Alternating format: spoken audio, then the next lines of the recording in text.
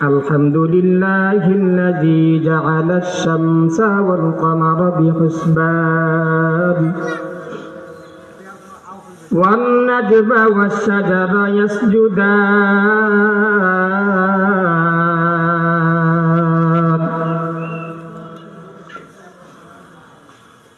كما فضل مكانا على مكان وإنسانا على إنسان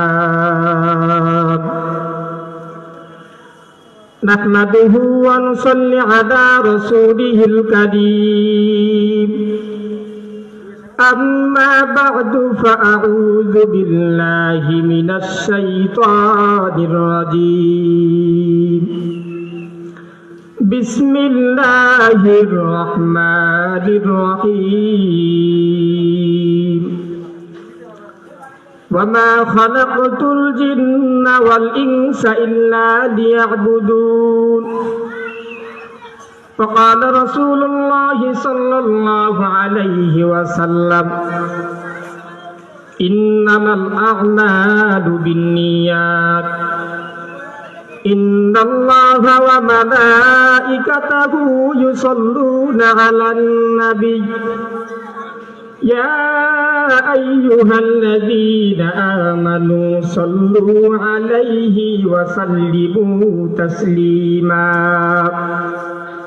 আমরা সকলে মহব্বতের সহিত পয়গম্বরের সামনে দরুদ শরীফ পড়ি আল্লাহুম্মা সাল্লি আলা মুহাম্মাদিন ওয়া আলা আলি মুহাম্মাদ কামা সাল্লাইতা আলা ইব্রাহিম ওয়া আলা আলি ইব্রাহিম ইন্নাকা হামিদুম মাজিদ اللهم بارك على محمد وعلى آل محمد كما باركت على إبراهيم وعلى آل إبراهيم إنك حميد مجيد الحمد لله সর্বপ্রথম শুকরিয়া আদায় করি সেই মহান রব্বুল আলামিনের দরবারে যে মহান রব্বুল আলামিন আপনাকে আমাকে ফকিরহাট দারুস সুন্নাহ নুরানিয়া কওমি হাফিজিয়া মাদ্রাসা আজিমুশান ওয়াজ মাহফিল ও হালকায়ে দিদির জান্নাতের বাগানে এসে বসার তৌফিক দান করলেন সে মহান রব্বুল আলামিন যার দরবারে সকলেই শুকরিয়া আদায় করি আলহামদুলিল্লাহ। দরুদে সালাম পয়গম্বর আরবি সৈয়দুল মুরসালিন খাতামুন নবিয়্যিন তাজদায়ে মদিনা যে পয়গম্বরকে সৃষ্টি না করলে আসমান জমিন কুল কায়নাত পাহাড় লতাপাতা এমনকি কোনো কিছুই সৃষ্টি করতেন না। সে মহান মানবের শানে সকলেই সংক্ষিপ্ত আকারে দরুদ পাঠ করি, সকলেই বলি সাল্লাল্লাহু আলাইহি ওয়াসাল্লাম। আমি ছোট্ট মানুষ, আপনাদের সম্মুখে যে কথাগুলো বলবো এ কথার মধ্যে অনেক ভুল ত্রুটি হতে পারে, আপনারা সকলেই ক্ষমার দৃষ্টিতে দেখবেন। জীবনের খাস আজকে স্টেজে উঠলাম, আল্লাহ যায় যা সামান্য কথাবার্তা বলার সেটা বলবো ইনশাআল্লাহ। এই যে জায়গাটার মধ্যে বসছি, এই জায়গাটা অনেক দামি জায়গা। পয়গম্বর আলাইহিস সালাম বলেন, যদি কোনো জায়গার মধ্যে ইসলামিক হাদিস কোরআন হাদিসের কথা হয়, আল্লাহ রাব্বুল আলামিন আসমান থেকে ফেরেশতা পাঠায়া দেয়। কি পাঠায়া দেয়?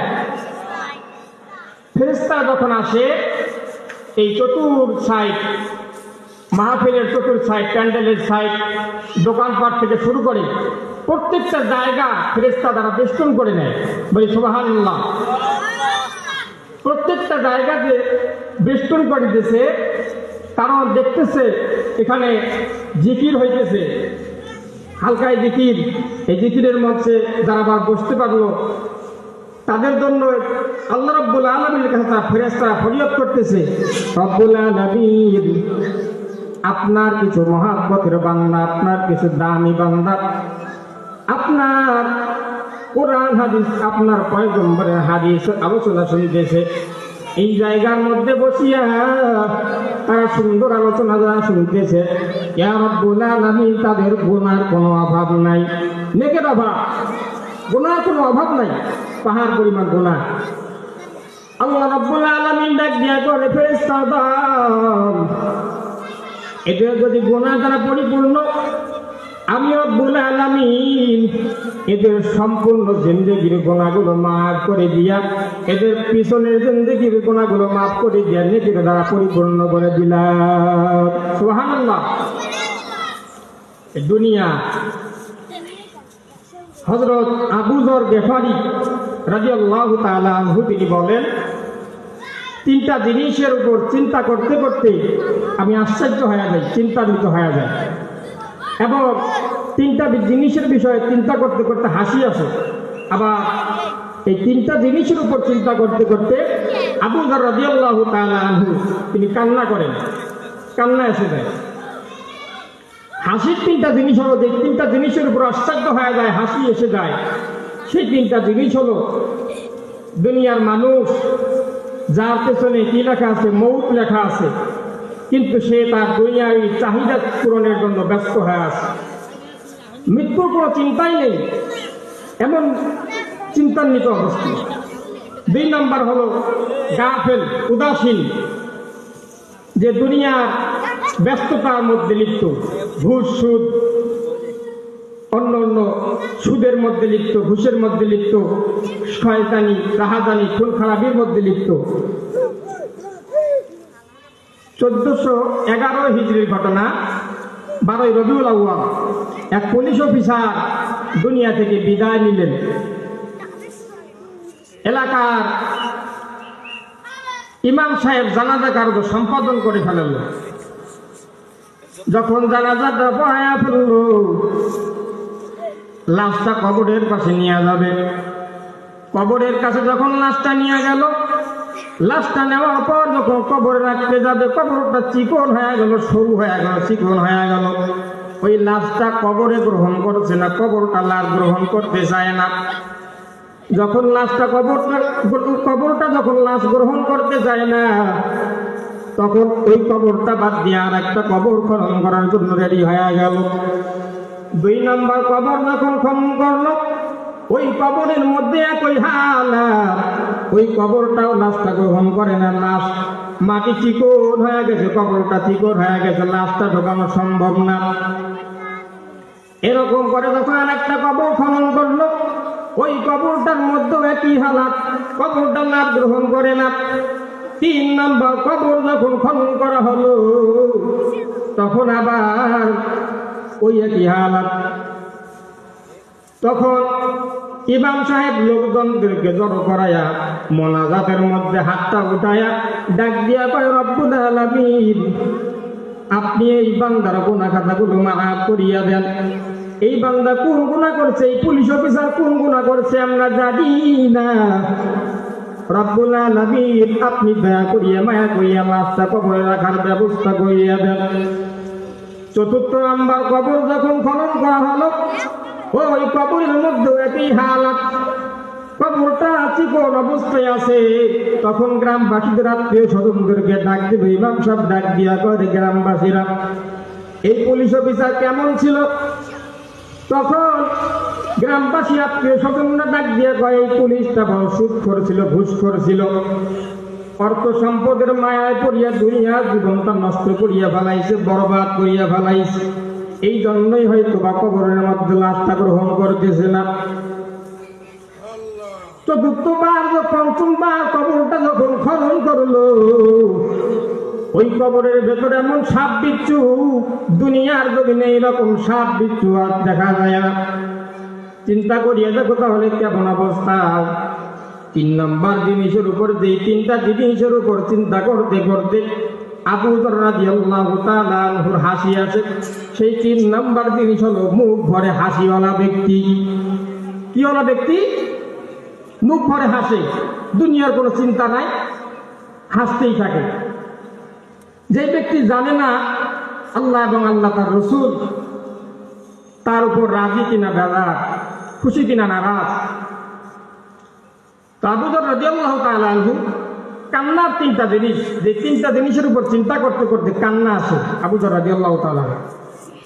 সে তার মধ্যে এক নম্বর জিনিস হলো হুজুর সাল্লাল্লাহু আলাইহি সাল্লাম এবং সাহাবায়ে কেরাম এদের থেকে বিপরীত চলা, আলাদা চলা।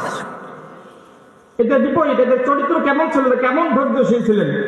পয়গম্বর আলাইহিস সালাম কেমন ধৈর্যশীল ছিলেন হাজারো প্রমাণ। এক সাহাবার সঙ্গে পয়গম্বরের একদিন বেচাকেনা সম্পর্কে আলোচনা হইতেছিল। কি সম্পর্কে? যে কোনো জিনিস একটা বেচাকেনা সম্পর্কে আলোচনা হইতেছিল।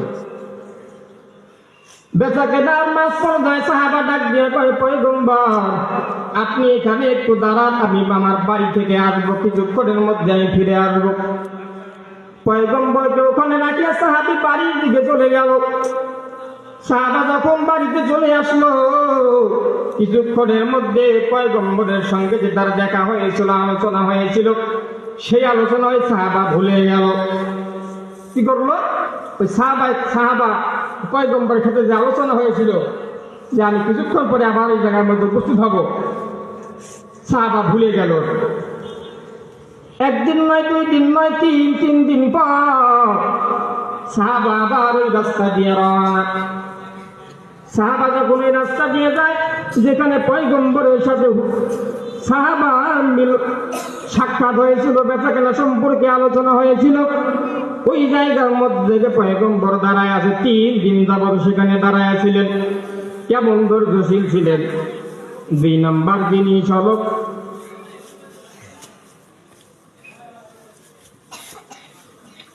হাসরের ময়দান যেদিন কিয়ামত সংগঠিত হবে, সমস্ত দুনিয়া ফানা ফানা হয়ে যাবে। ওই পাহাড় সমূহ ধলির তুরার মতো উড়তে ফিরতে থাকবে। যেদিন কিয়ামত সংগঠিত হবে, সেই দিন আমার জন্য কি অবস্থা হবে, কি বিচার হবে, জান্নাত কিনা জাহান্নাম, কি আমল করলাম, দুনিয়ার জমিনে কি আমল নিয়ে যাইতেছি। পয়গম্বর আলাইহিস সালাম একদিন সাহাবায়ে কেরামদের নিয়ে সামনে বসায় কিছু আলোচনা করতেছিলেন। ওই আলোচনার মধ্যে একটা ঘটনা বললেন। ঘটনা বলতে বলতে হুজুর সাল্লাল্লাহু আলাইহি সাল্লামের চক্ষু মুবারক দিয়ে পানি এসে দাড়ি মুবারক ভিজে গেল। পয়গম্বর বলেন, একজন ব্যক্তির 3 জন ভাই ছিল। কয়জন ভাই? একজন ব্যক্তির 3 জন ভাই ছিল। ওই ব্যক্তি মৃত্যু সজ্জায় চলে গেল, কিছুক্ষণ পর হয়তো বা তার মরণ হবে। ওই মৃত্যু সজ্জায় অবস্থায় একজন ভাইকে ডাক দিয়ে বলে, ভাই আমার, আমি তো দুনিয়া থেকে চলে যাব, এই দুনিয়া থেকে কবরের ময়দানে চলে যাব, হাসরের ময়দানে চলে যাব, তুমি আমার জন্য কি করবা? প্রথম ভাই ডাক দিয়ে কয়, ভাই আমার, তুমি যখন দুনিয়া থেকে বিদায় নিয়ে চলিয়া যাবা, আমি তোমার জন্য কবরের বাঁশ কাটবো। বাঁশ কাটার পর যখন কবরে রাখিয়া আসবো, ওই কবরে যখন তোমারে রাখবো, কিছুক্ষণ কান্না করবো। কান্না করার পর যখন ওখান থেকে চলিয়ে আসবো, তোমার জন্য দোয়া করার পর আমি তোমারে ভুলিয়া যাব। কি করবে প্রথম ভাই? যে তারে কবরে রাখিয়া আসবে, রাখার পর কিছুদিন পর তারে ভুলে যাবে। 2 নম্বর ভাইকে জিজ্ঞাসা করলে, ভাই আমার, দুনিয়া থেকে চলে যাব, হয়তো বা কিছুক্ষণ পর আমার মউত এসে যাবে, তুমি আমার জন্য কি করবা? ওই ভাই ডাক দিয়া কয়, ভাই আমার, তুমি দুনিয়া থেকে চলিয়া যাবা, তোমারে কবরে রাখা পর্যন্ত আমার দায়িত্ব, তারপর আমার কোনো দায়িত্ব নাই। 2 নম্বর ভাই যখন এভাবে বলল, তোমারে কবরে রাখি আসবো, তারপর আমি তোমারে ভুলিয়া যাব, ও ভাই আমি তোমার পরিচয় রাখবো না। 2 নম্বর ভাই যখন এভাবে বলল, ওই লোকটা চক্ষু দিয়া পানি ঝরতে লাগলো। 3 নম্বর ভাইকে জিজ্ঞাসা করলো, ভাই